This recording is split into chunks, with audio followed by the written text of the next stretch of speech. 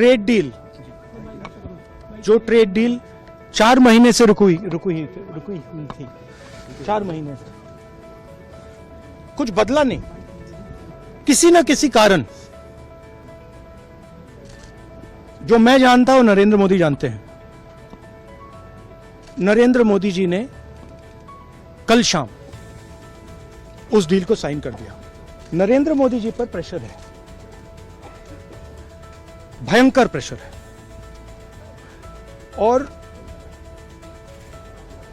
नरेंद्र मोदी जी का जो इमेज का गुब्बारा है, जो हजारों करोड़ रुपए लेकर बनाया गया था, वो फूट सकता है। इशू ये नारावाने की स्टेटमेंट नहीं है, ये साइड शो है, और वो भी जानते हैं, मैं भी जानता हूं। मेन बात यह है कि हमारे प्रधानमंत्री को कॉम्प्रोमाइज कर दिया गया है। किसने किया है, कैसे किया है, यह हिंदुस्तान की जनता को सोचना है। मगर इतिहास में पहली बार हिस्ट्री में एलओपी को प्रेसिडेंशियल एड्रेस में नहीं बोलने दिया। ट्रेड डील में आपकी मेहनत को, आपके खून पसीने को नरेंद्र मोदी जी ने बेच दिया है, और वो इसलिए बेचा है क्योंकि ये कॉम्प्रोमाइज्ड है।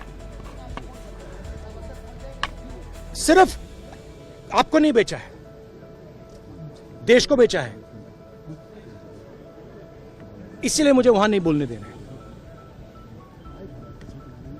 नरेंद्र मोदी जी डरे हुए हैं,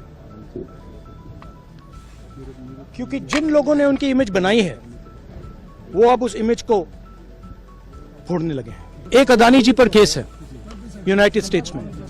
वो अदानी जी को टारगेट नहीं कर रहा है, वो नरेंद्र मोदी के फाइनेंशियल स्ट्रक्चर को टारगेट कर रहा है।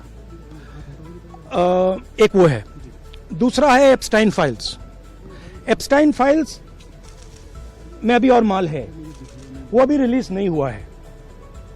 इसीलिए इस दबाव में आकर एप्स्टाइन फाइल्स में जो है, जो पूरा देश जानना चाहता है, मगर अभी अमेरिका ने रिलीज नहीं किया है।